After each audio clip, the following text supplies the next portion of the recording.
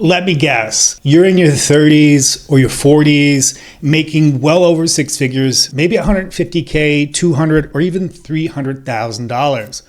But you're still not sure when you can stop working. You think retirement is decades away. But what if I told you you're probably way closer than you think?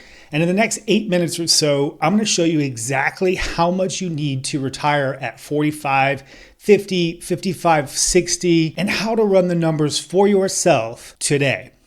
You're going to walk away from this video with a clear, personalized FIRE number, the real math behind early retirement, and a system to calculate how many years of work you have left, not based on an age, but based on math and margin. Because the truth is, retirement isn't an age, it's a number. And so let's find yours. If you're new here, I'm Justin Saffel. I'm an engineer, investment advisor, and founder of FIRE OS.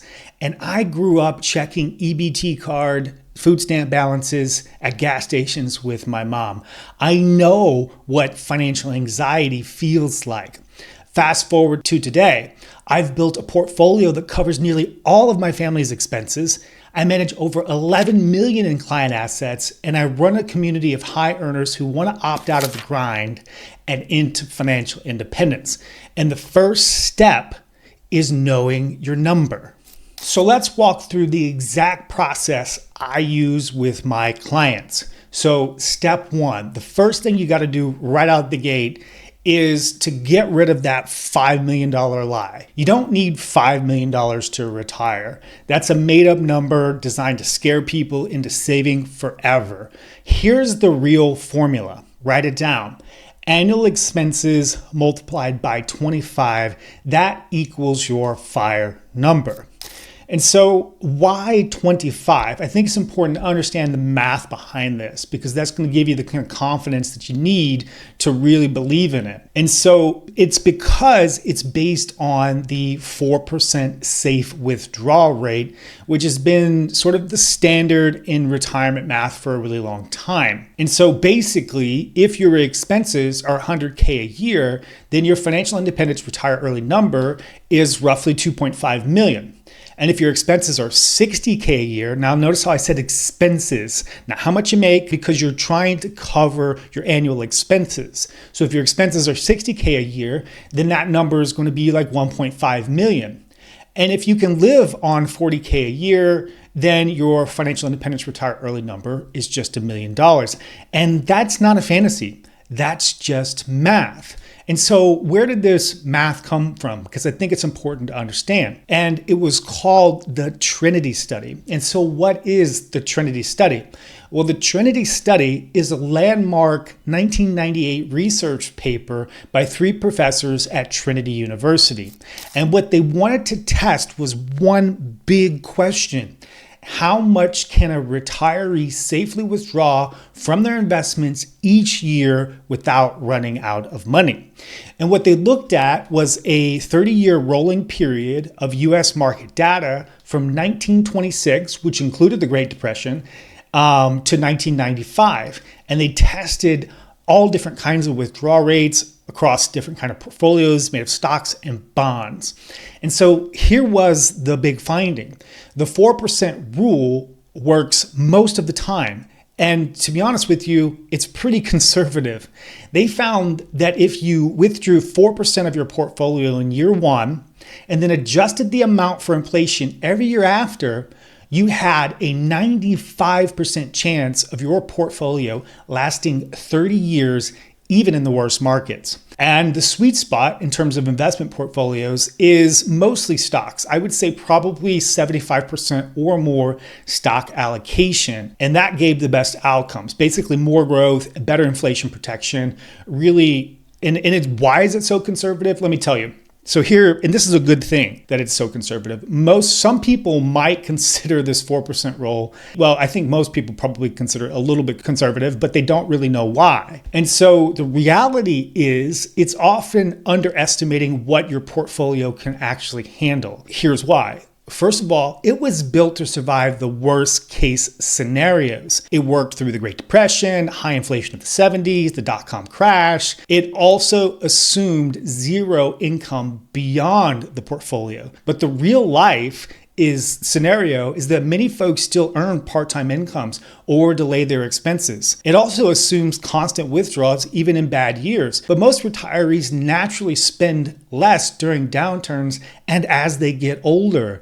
And so this alone increases the success rate dramatically. And then the other thing that it doesn't factor in is any kind of Social Security or other safety nets that many retirees still qualify for later in their life, which reduces pressure on the portfolio. And so updated data nowadays suggests in excess of 95% success rates at a 4% withdrawal rate. In fact, some recent studies suggest that retirees end up with more money than they started with using the 4% rule. And so bottom line is that if you're using the 4% rule, it's a pretty conservative guardrail that almost guarantees that you're not going to run out of money, and chances are that you're going to have money left over. It's based on century of data, and if you're retiring in your 40s and 50s, then you've got even more flexibility. You can build in side income, you can adjust spending if needed, you can use dynamic withdrawal strategies like the guardrails method, which I'm not going to go over in this video, but maybe in a future video. And so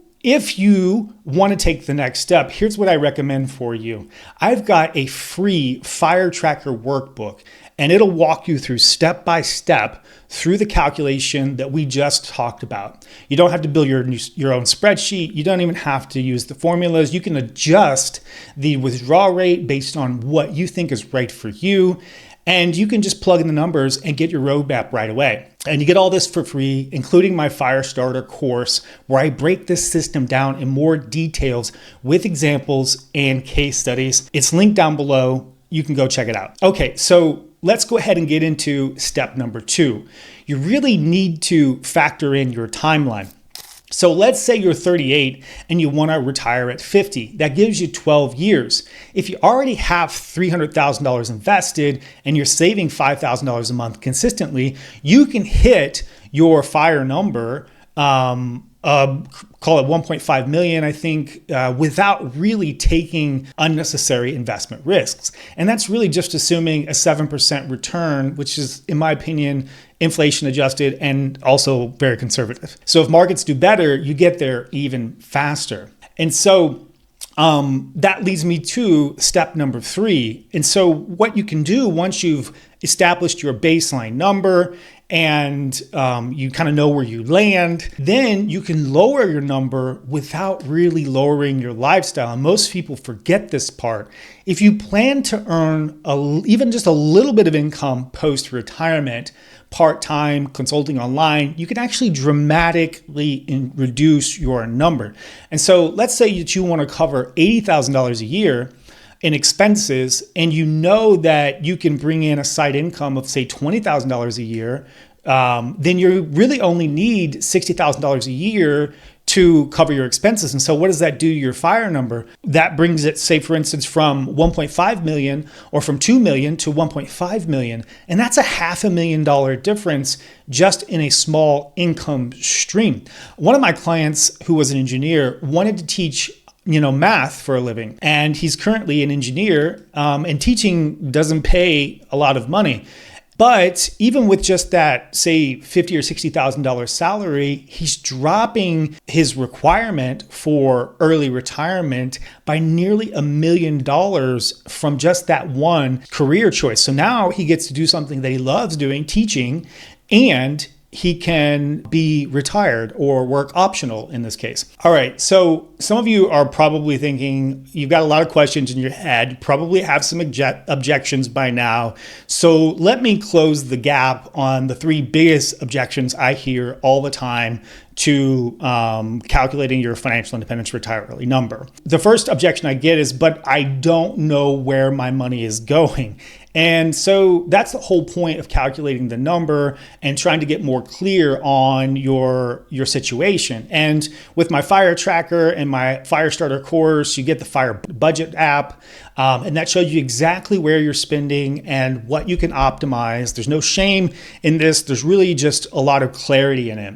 Another objection I hear is that the market feels risky right now. And I hear you, and that's why I focus on index investing, especially at the outset. If you're new to this, diversified, low cost, built for the long game. The market doesn't need to be perfect. You just really need to get started and stay consistent. Start learning as you go. Index funds are a great place to start. You can sort of accelerate and game up a little bit after that. You don't have to go out of the gate, trade individual stocks and do all kinds of other stuff like that. Another objection I get is, but what if I started late? Well, the good news is you're not late. You're just early to the next chapter in your life. And the sooner that you get the number and the sooner you take action, the better. Even shaving 5 years off of your career and exchanging that for 5 years of healthy life expectancy can really change your life. So I would consider that you're never late. You're never too late to start investing on your own. You're never too late to take that ownership. And so again, here's what you should do. Download the Fire Tracker. Take the fire starter course, run your numbers, see how close you currently are. Because once you know your number, everything shifts from there. And you start spending more intentionally, you save with purpose, and you invest like your freedom depends on it. And that's because it does. Anyway, I hope you enjoyed the video. If you'd like to check out another one of my videos, you can find one up here somewhere, and I'll see you in the next one.